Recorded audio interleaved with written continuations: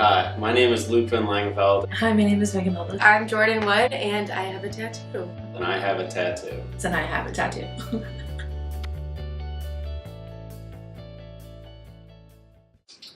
I actually have two tattoos. I got my first one in Holland, Michigan, which is where I'm from, when I was 17 years old. And I got my second one December of 2017, so just over a year ago. I got my tattoo at Perry G. Moon Tattoo. It's in Cape May, New Jersey, and I got it when I was 19.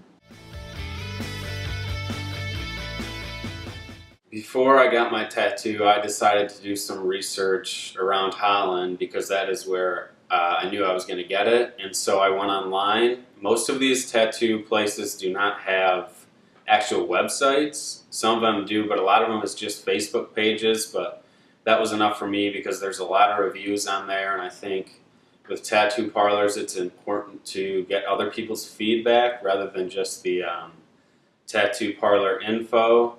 So I did that. I looked at some of the Facebook reviews and chose a spot in Holland for my first tattoo. And as I said, it was a good experience. So I did it over Christmas break. I got my second one at the same place.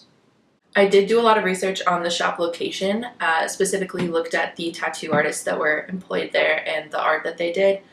I wasn't too concerned with the cleanliness of the shop. I probably should have been, but I was mainly interested in the type of art that the tattoo artists there did.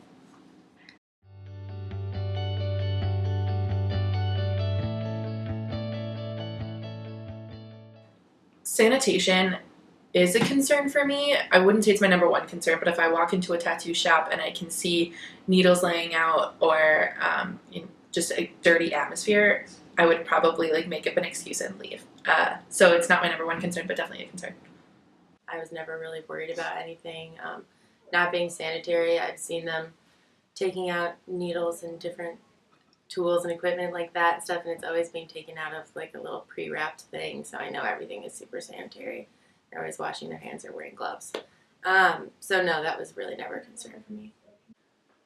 In terms of sanitation concerns, that's definitely a big thing for tattoos and tattoo parlors. And so most of that went into the research I did for the parlor when I went online in terms of the reputation and how they do things. And so that's how I figured out that they clean their needles and they use new ones and everything was good. So all that sanitation kind of went into me choosing which parlor to go to.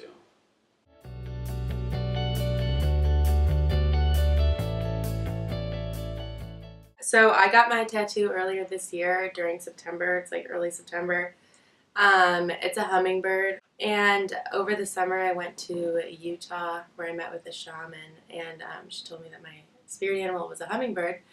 And I'd been wanting a tattoo for a really long time, so I was like, I think this is the perfect one to get. And my friend Liz is an artist, so I had her draw up a hummingbird sketch and with kind of what I wanted, and gave that to an artist, and he did it.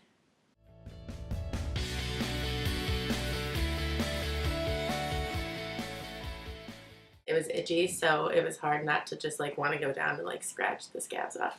But other than that, it only took 7 days maximum to fully heal. Yeah, and then beyond that, it was fine. Both of the tattoos I got they healed correctly and as they should have, and I took very good care of them. I never had an issue with knowing what I had to do.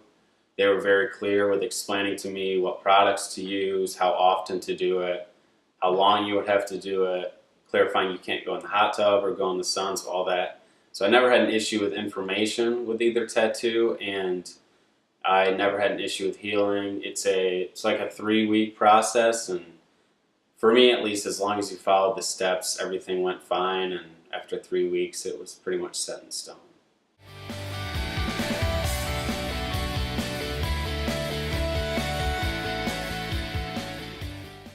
So I would say that even in the amount of even from when I started considering getting a tattoo, when I was 16 or 17, the social aspect of tattoo culture has shifted. So even in that short span of time, so I'm 21 now, I would say it's much more acceptable to go to professional interviews with visible tattoos now than it would have been when I was 16.